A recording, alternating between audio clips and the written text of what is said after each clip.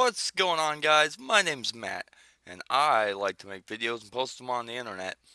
And today I'm toothless, and it's Sunday, and we're getting a lot of snow, which kind of sucks because we've gone pretty much all year without really getting much snow. And of course, now tonight, Ohio is supposed to get between 5 and 8 inches, or at least where I'm at.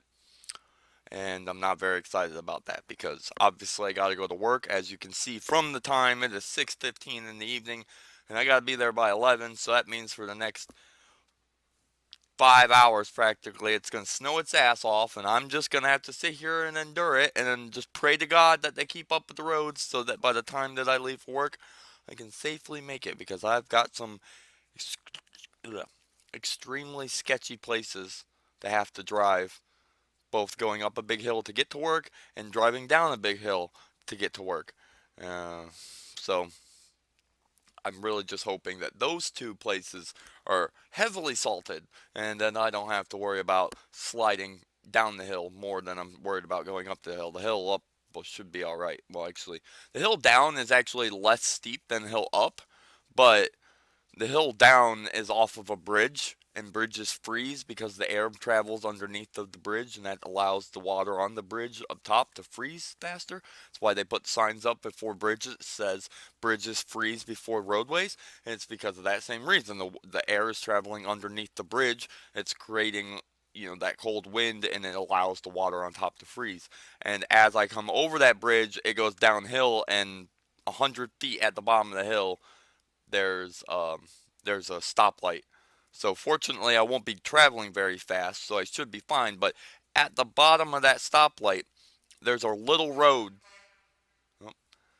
There's a little road just to the right side, and if you make the right turn on that little road right there, right before the stoplight, that's the road that gets back to my job. So if I don't make it, I'll slide right into that intersection. So I don't know if you heard it. I hope you could, but if you heard what sounded like a very large horn go, "Wah, wah," that's because my father used to work for the street department plowing the snow for my town, and he retired this past year. And one of the plow trucks just drove by, and one of the guys from the city that obviously still knows my dad, that worked with him, just blared the horn as he went by because they're going to be doing that for a long while because, it's the fact that everybody else is out working right now while my dad, since he's retired, he doesn't have to go out and plow the snow. So my dad's like sitting in my house like a little kid watching the snow come down, getting all excited like, I don't have to go plow it. This is amazing. And he's really just kind of being a dick about it because of the fact that everybody else is going to be out for the next like 28 hours plowing, and he's like, score, I'm retired, so I don't have to do that shit anymore, which I don't blame him because even plowing parking lots is a very abusive job. Like it beats you up both physically and mentally. um, Vibrating, the jarring of the truck, the fact you physically have to stay awake and alert because you're around cars and people and gas pumps and things that you don't want to run into. So it really taxes you. It really keeps you awake and alive. A lot of people can't even do it. Fortunately for me, I torture myself in sleep, and I hardly get sleep. So the fact of having a job that sometimes would require me to be awake for 30 hours and be awake for and alert for actually works out in my favor. But it is definitely a very hard and rough job. And my dad did it with much bigger trucks. So at this point, naturally I'm talking toothless, and so some people probably will naturally be coming to this video for the mere fact that I'm talking toothless. And so I'm sorry if I'm not about to talk about anything that you care about, because I understand that what I'm about to talk about now is a very 50-50 split. You either like it or you don't. But I want to talk about football because I want to talk to you about my history with football and where I'm at now in life with football because of the fact that I've changed a bit with my opinions. But my family has always watched football. Like my mom, my dad, my sister. My sister was a cheerleader in high school, so naturally she cheered for the football games. And so my parents went and watched all the high school football games. And admittingly, I went to every football game for two reasons. One, I was a young person in life, and my parents weren't going to leave me home alone, so I had to go. So that way they could keep an eye on me.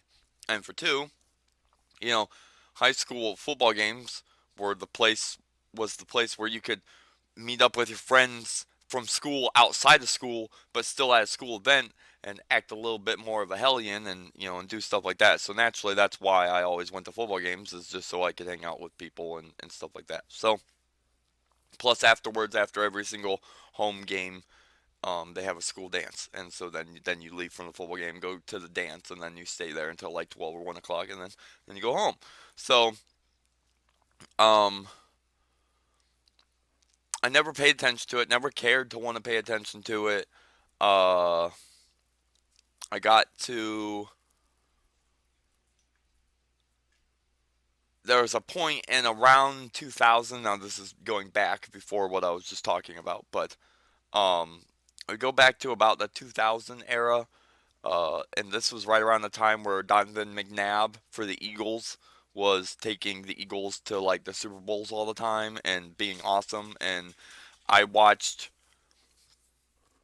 I watched the Eagles go to the Super Bowl and win, and then they went the next year but lost to the Patriots. And for some reason, ever since then, I was like, the Eagles are my team. So every time I ever played a Madden game or even picked something, I had a few Eagles shirts growing up. I had Eagles attire, and but the funny part about it is, even though I had this natural weird love for them, I actually never watched them really play. I didn't understand the game, so I didn't really care to want to know what was going on. And then as life keeps going on, and I get out of high school, and it turns into the point where naturally you lose a lot of people that you were friends with in high school. I'm sure majority of you are older and either out of high school, freshly out of high school, or have been out of high school for a long time, so everybody already understands that it's not to say you can't keep friends from high school because you do, but it's just the fact of you leave high school thinking I've got 20 best friends that are my biggest buddies in the world, and then fucking 2 years goes by and you find out that you have 10 good buddies, and then another 4 years goes by and then you realize that you've only got five good friends, and it just dwindles down to the point where you end up staying with that core group of people that you are actually like friends with. um you wane out the fakes, and whereas that's a good thing, because obviously you don't want to be hanging around people that you don't really need to be spending your time with if they don't truly value your friendship.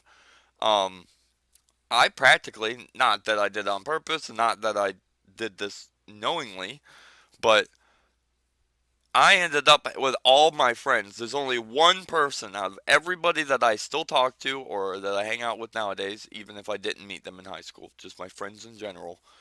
There's only one person I know who does not watch football at all. And so, like, every time I go over to a buddy's house, they'd be there's a chance they're watching football, they're watching the ESPN network people talk about football, and some friends of mine know every player of every team, and so they can get real deep and into the conversation, and I just sit there and listen to them like I have not even the slightest clue what you're talking about. And like I said, my parents all watched it, and I'm not honestly really sure what it was, but I started watching football the year before Baker Mayfield came. So I watched Tyrod Taylor be our quarterback for an entire year. He was actually really not horrible. He wasn't great, but he wasn't horrible. And then that next following year, Tyrod Taylor gets hurt. Um, on in the middle of a game, like mid-season, gets hurt for the rest of the season, and Baker Mayfield, our backup quarterback, comes in and wins like every game of the rest of the season and makes us have this great record and boosts up the team and got the whole city of Cleveland hyped and thinking, this is it, this is our season, this is our life. Then the next following year after that, Baker Mayfield went 11-7 or 11-6, I think.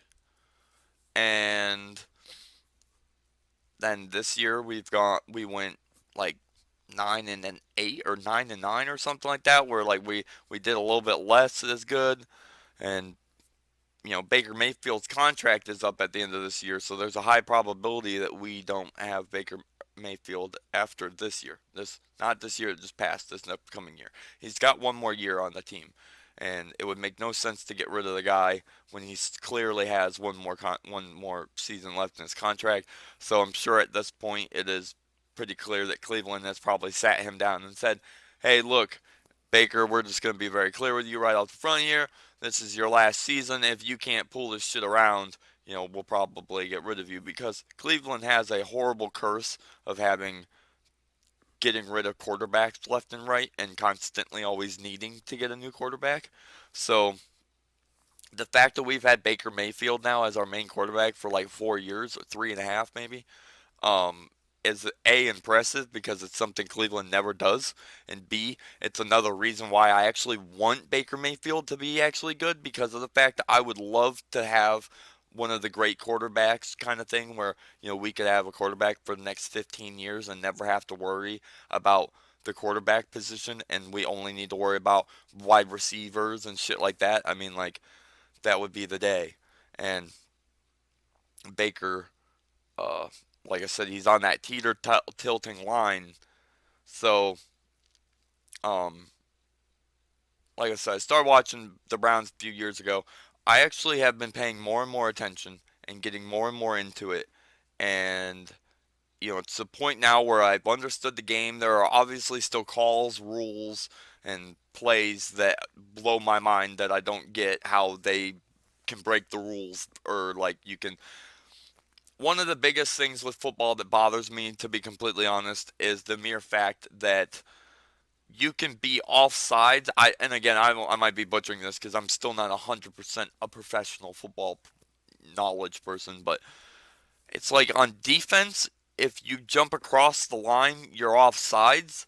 But if you're on offense and you do the exact same thing, it's called a completely different word because of the fact that you're either on defense or you're on offense. But it's like, why couldn't it just be offsides on defense and offsides if you're on offense? Like, I don't get why they have to change the names. And so those are the kind of things that really fuck with me, because they'll say something like, "Oh, this person was called for this," and I go, "The fuck is that for?" And then they tell me, "Oh, he was offsides," and I'm like, and why didn't they just say it's offsides? And my buddies will be like, "Oh, well, on offense, it's a different word, but it's the same thing." And I'm just like, why? Like, it's just like, it's one of those things that makes zero sense. I'm sure whenever it was designed that way, it might have made sense, but at this point, I can't understand a single reason why you would actually need to know a different name for the exact same issue.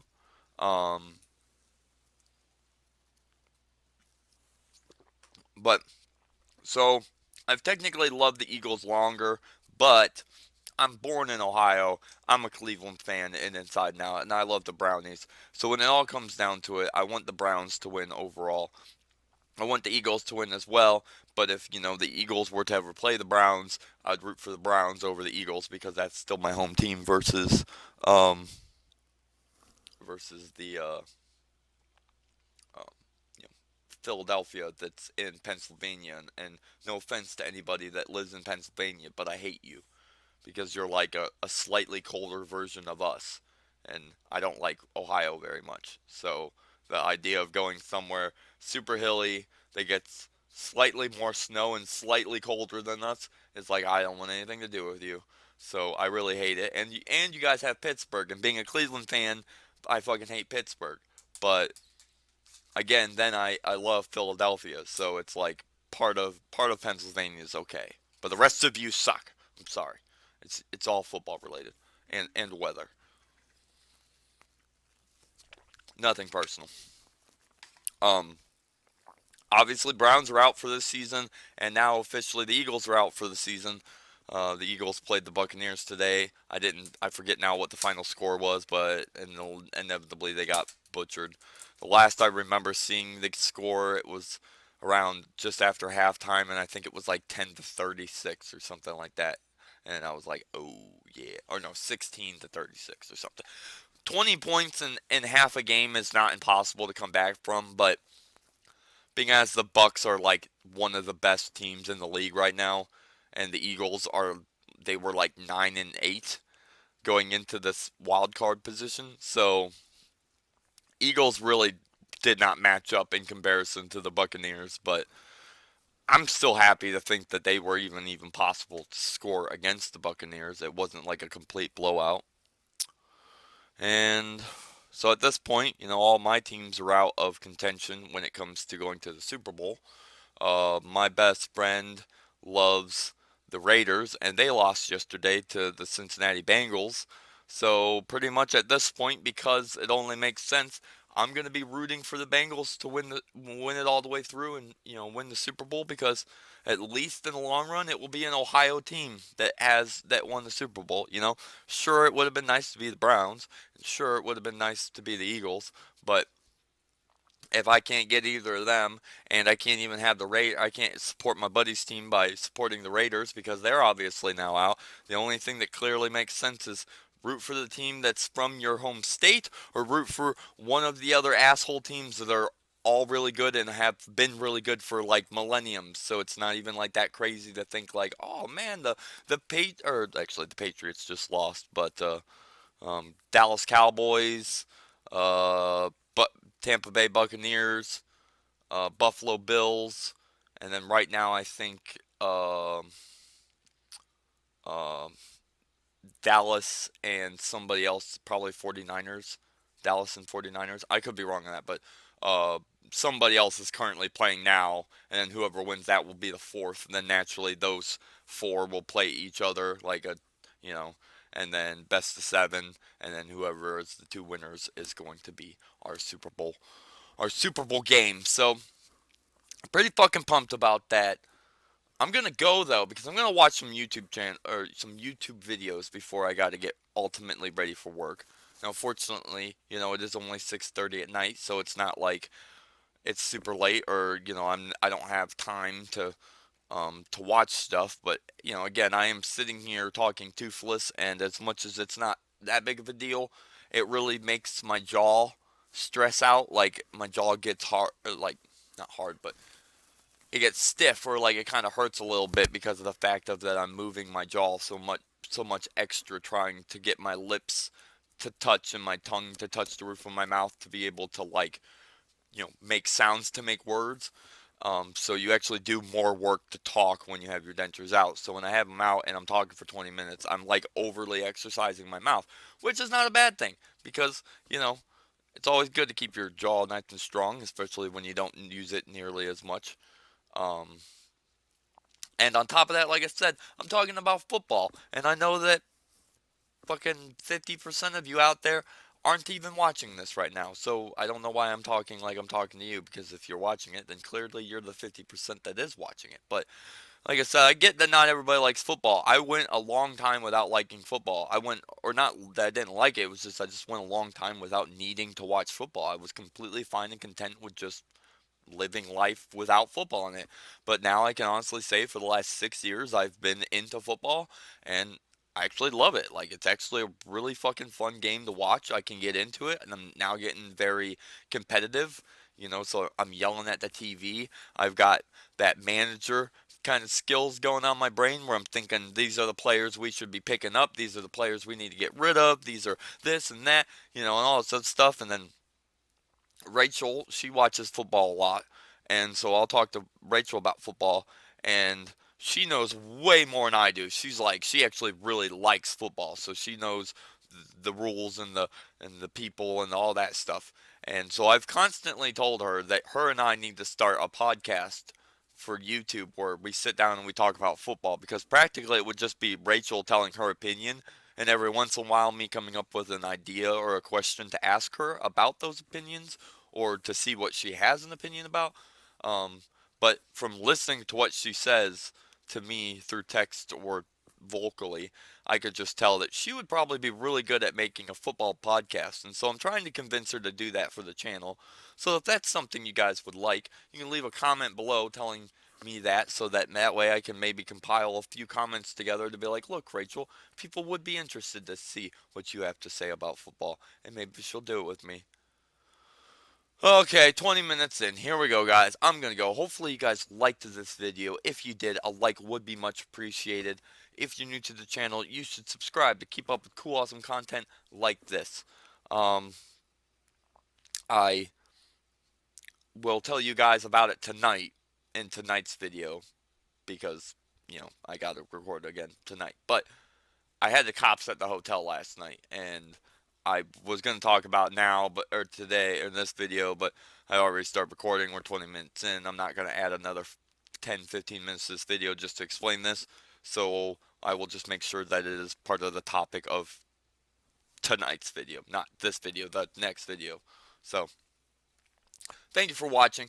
If you'd like to subscribe, you can click up here, over here by the time here. Click on that button. It allows you to subscribe to my channel. Or you can click over here on this. That's the playlist for all the other videos that I've already posted in 2022. We're going strong. We're trying to do as many as we can.